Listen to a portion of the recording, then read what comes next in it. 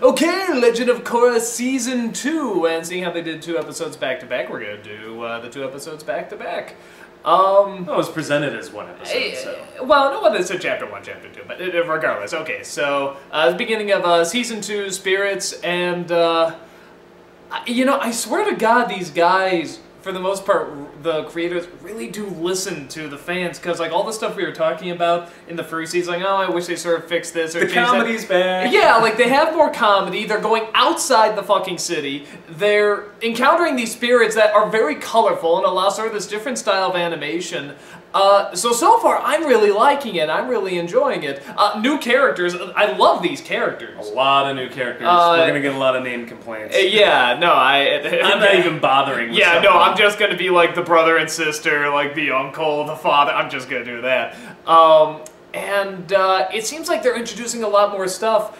And, yeah, it just seems like everything sort of seems much more... you know, pumped up, and there's more interesting story going on, more sort of intriguing story. And I think where in the first one, the big focus and interest seemed to be the city. Like, that was sort of like the main, wow, look at this, we're really going to show this off. I get the feeling this one's going to be the spirits. Like, that's going to be the big point where they're really going to show. Okay, yes, it's going to be about the spirits. Okay, just saying that loud. Brilliant intuition there, Luke. Okay, I just realized how stupid that sounded, but... Nonetheless, I like the fact that that seems like that's going to be the main focus for like the animation, the style and stuff, because we just needed more color and more sort of a fun, diverse visual style, and we're really getting it now. And sort of these new, like these kids, that brother and sister that look exactly alike. I mean, they're hilarious. Don't worry, my little turtle duck. I'll protect you. Oh God, hilarious! Wait. Do you want me to be a slave or a boyfriend? Yes. That win me prize. I can't remember if we ever saw Boomy before the brother. He was, you saw him at the end of the last season. Yeah, but he's great. We get a little bit of attention sister too. And they're wonderful. You get sort of this, you get more of Korra's father, which I like. I like getting more of the parents in there. So far I'm liking it. The only real thing that still seems to be a bit of a problem, and I think you're noticing it too, is that...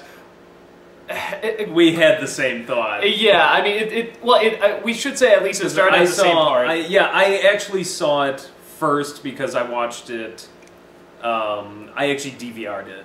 So you were at a convention, so I actually saw it first, so I was watching it a second time with Doug today, and... he was saying the exact same things I was thinking when I saw it originally, and I was just like, well, thank you. And that's when Korra just looks at Tense and says, maybe I need a new teacher, maybe, and it sort of very ruthlessly says, you know, I'm bored with you, you're not good enough, and blah, blah, blah. I'm just going to say it, she was a bitch. Yeah, I'm just going to say it up front. We just saw it, it's like, what a bitch. Yeah, I turned to my wife and I was like, wow, what a bitch. And she's like, yeah. Here's the thing, moving on to another teacher, and honestly, the uncle...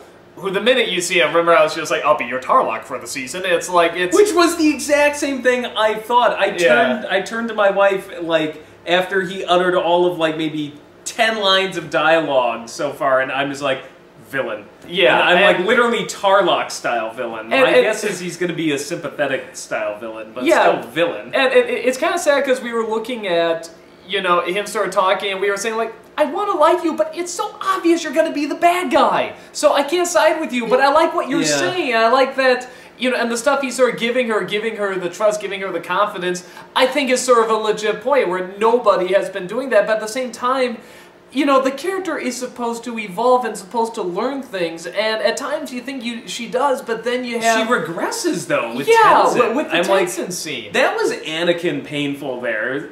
It's Obi-Wan's fault. He's only a new teacher, and it's just like, and I get it. And the funny thing is because she did the same thing to her father, but I get that. I'm like, okay, father was warranted your for the most father was lying to you this entire time. For years. This from you.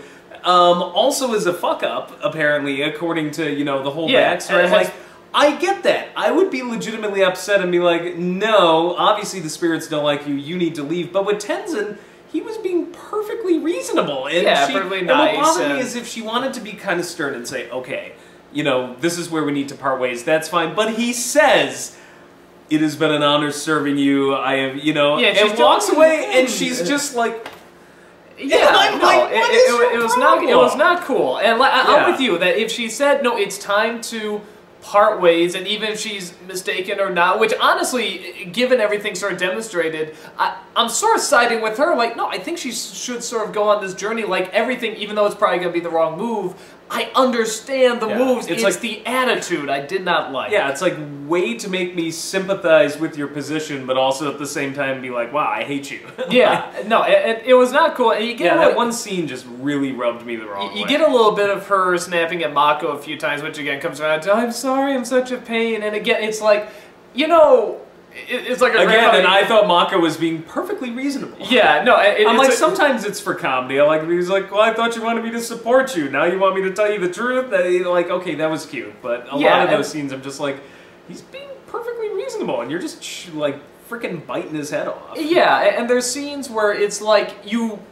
understand what she's going through. Like, I really like that scene where the uncle says, you know, no, you need to go in alone, I trust you and stuff like that. She says, wow, it's so rare, I hear that. And you can sympathize with that, you can understand, but at the same time, it's almost a little too warranted why people don't trust her, because she just does not listen. And again, if she starts off that way and gets better and better, fine, but she's, like you said, she's really regressing. It would have worked had this happened in the first season, but at the beginning of the second season, I'm like, just going, wow, so all of that spiritual journey you had in the first season just seems to have been chucked out the window here, because all of a sudden she's back to the same angsty sort of, I'm gonna bite your head off for no reason, I'm gonna... And I get... I know what they're going for in that they want her to be technically, like in terms of fighting and stuff like that, she's much more advanced. Like, I like how she can go in and out of the Avatar state like in a blink, where with Aang it was much harder for him to do. I like how she uses it to cheat winning, you know, little races and stuff. Like, that stuff's great, and it's playful, and it's fun. Oh. But, yeah, why have her be so needlessly mean, especially to someone who works so hard? Do we have to consider the idea that perhaps... not knowing whether they were going to get a season 2 and 3 or whatever, they wrote themselves into a corner and they're like, oh, we totally advanced her really quickly, not knowing where we were going to go with this. Whether we had the option and now just I guess we'll kind of go back to this point and do it again. I don't know. Because I like what you said about with her leaving Tencent, that this could have been done very smartly, very patiently, and very much was showing honor to her teacher. Well, she feels upset after the fact talking to Mako, did I do the right thing? And they hold hands. I'm like, well, there's your emotion. I'm like, why were you so cruel about it to his face? No, so that really bothered me. Yeah. That's your teacher. Yeah, that's Tencent, man. It's like, how can anyone be mad at Tencent? He's like the most likable character.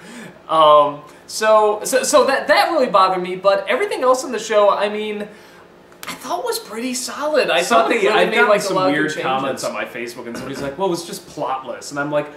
It was like there was so much plot in here. I just it's like setting up the plot. Yeah, there was almost too much plot. I'm just like, wow, did they cram a lot of stuff into an introductory episode? But I thought it balanced out with the humor and the other characters. No, I thought it was fine, but yeah, I thought there was plenty of plot. I'm really interested where it's going. If I have, besides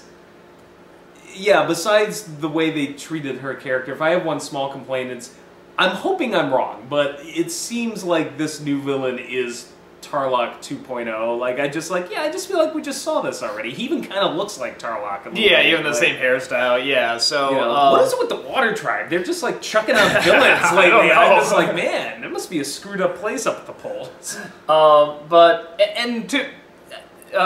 talking about the father where we were saying, like, he was kind of rightfully chewed out a little bit, or...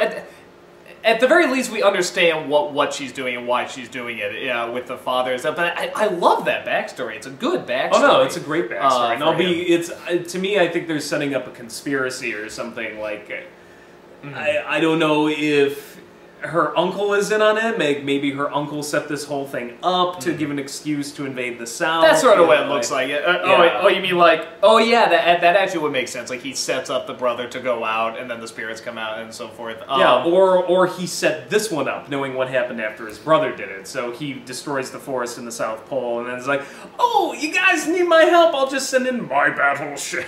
For a show that, especially this season, is doing so well at taking something like a direction you think it's going to go, and it either goes there but speeds it up or doesn't go that direction, it is frustrating just to see, like, you know, Korra, come on! Yeah, Like, and it's frustrating because it's meticulously plotted.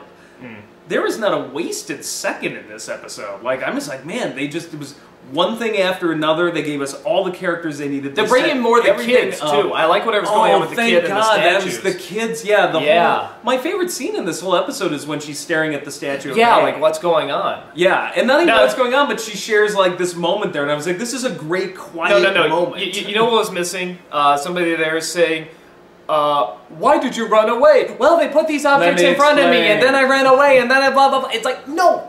That's not, they got it. It just looks and has a moment. That's the anti-Shyamalan moment. Yeah, like the total anti-Shyamalan moment. Yeah, so that was a very legit scene, and I like what's going on with the connection there too. I can't wait to see, because that was my complaint about the first season, which I liked overall. But I was like, I could have used more kids and more humor, and already we got both of those. Yeah, and Bolin is forming much more of a character outside of just. This is my favorite Bolin episode ever. Outside of just Sokka Light. I was sort of saying. Oh no, it's in the engine. It's in the engine. Somebody deflate me.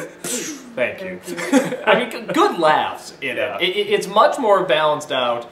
And the last thing I'll say is the spirit world even has sort of this interesting feel, right down to the animation being very different, which I like. It's almost like animation from the first Avatar series, from The Last Airbender, which I think is kind of cool.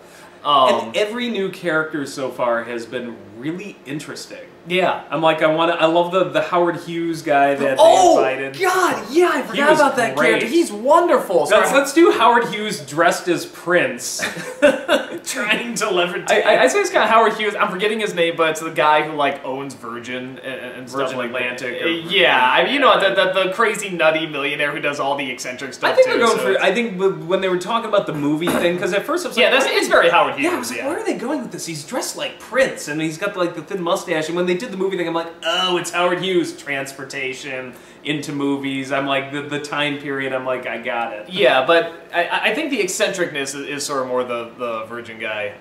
Because he's always happy. You know, let's go, hey, hey, hey. You know, where Howard Hughes was just kind of nuts. Yeah, so I'm interested what they're going to do with Asami, because I love her character, and I was like, she got shafted in the first season. She loses Mako. Her dad, you know, is a crazy villain. Like, I'm just like, I'm hoping they do something with that character, because I was like, she's an ass kicker. So the possibilities seem there. Even the spirit world, I mean, it's like, even sort of has this, it seems like it has this different way of thinking and moving. And at first I was a little worried because that first spirit, I was like, is this the ghost of Dizzy Devil? It was like the little purple guy. I thought the guy was cool. I thought he was cool. No, they get like more interesting, and as I got used to the character. And great designs, again, too. I mean, again, just going back to the Avatar show, it's like seeing these great designs again.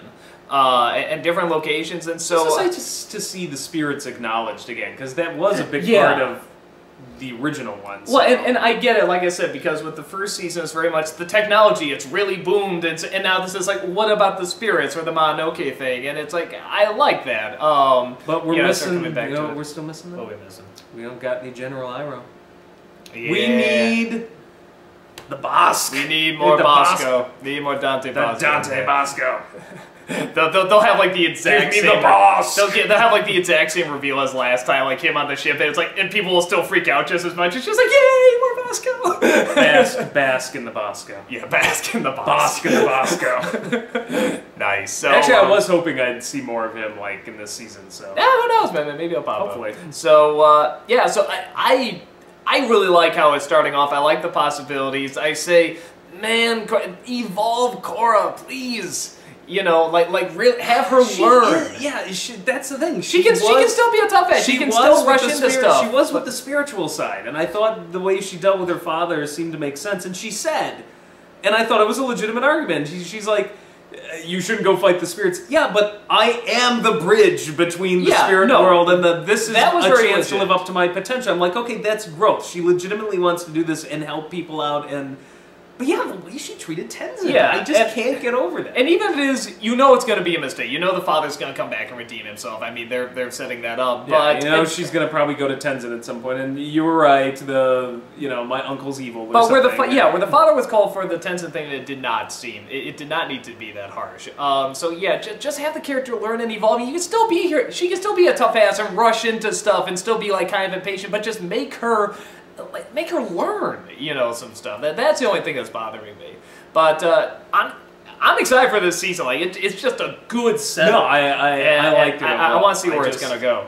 It's just that's the only thing that kind of bugs me is that I thought all of these characters are great. Even okay, Mako with the Caruso moment there, just like, you know, good thing the police are here. Yeah, and he even has like the lines and stuff like that. I thought that was cute, honestly. Yeah, so overall, I think even Mako has improved a bit, and I thought he actually was the weakest thing in the last season. But that's my only disappointment. I'm like, when I have to look at this, go, all of these characters are great. Well, Korra's okay. Yeah, it's called The Legend of Korra. You think you'd get that pinned down perfect? So, but oh well, we'll see where it goes. So yeah, good stuff, and we'll just keep them coming after every episode. Hopefully sooner than we did here, because like I said, I was at a convention. But Friday night, next one. Be there this time. Watch it. Yes. Hopefully I'll get them out as quickly as possible. And we'll see you guys at the next one. Take care.